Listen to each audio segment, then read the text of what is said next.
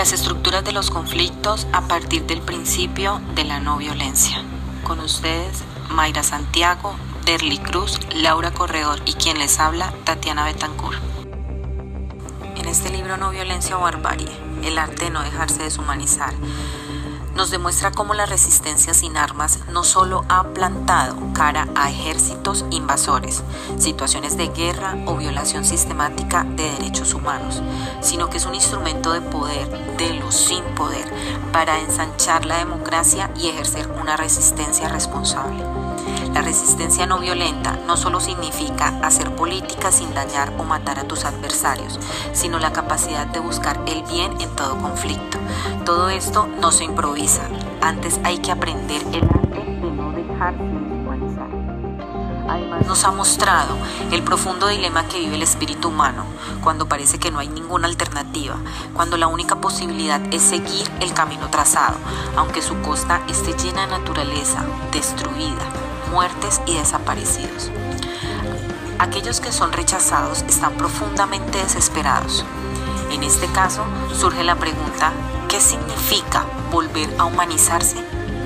¿Cuál es la alternativa a la barbarie? Este libro del profesor Mario López pretende introducirnos en las vicisitudes de la humanización, pero no será percibido por los complejos giros y vueltas de nuestra cultura hegemónica. La violencia siempre ha sido la columna vertebral de esta cultura.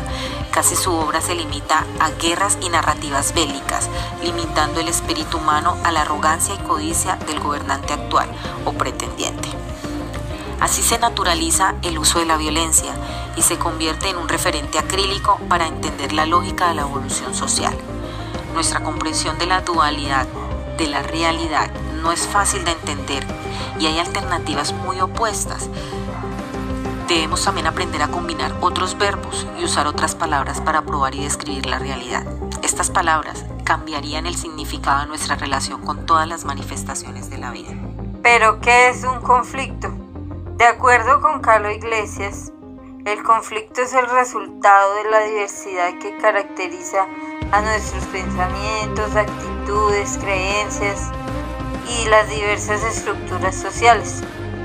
Además, de acuerdo con Kenneth Boulding, en su teoría general del conflicto, lo identifica como una situación de competencia en la que las partes están conscientes de la incompatibilidad de futuras posiciones potenciales y en la que además cada una de ellas desea una posición que es incompatible con los deseos de la otra.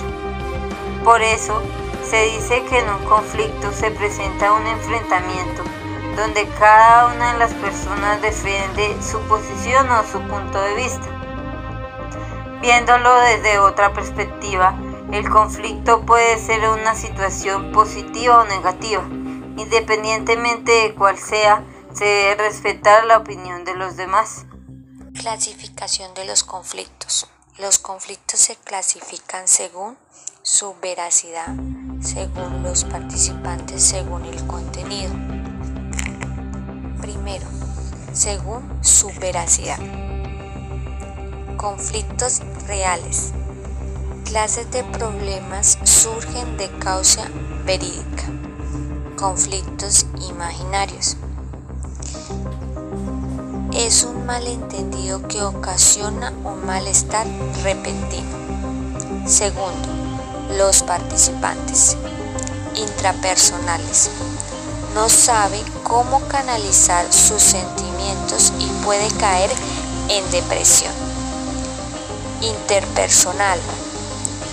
Es necesario que uno de los dos actores se sienta incómodo y reaccione ante el otro. Intergrupal. Pérdida de identidad con los ideales del mismo. Tercero, según el contenido. Relacionales. Se origina entre personas que mantienen relaciones de forma continua, por ejemplo, familia, amigos y pareja. Intereses. Conducta que conlleva al enfrentamiento con personas de su alrededor. Y por último encontramos nivel ético y de valores, líderes y de poder. Estos fueron la clasificación de conflictos. ¿Cómo se desarrollan los conflictos?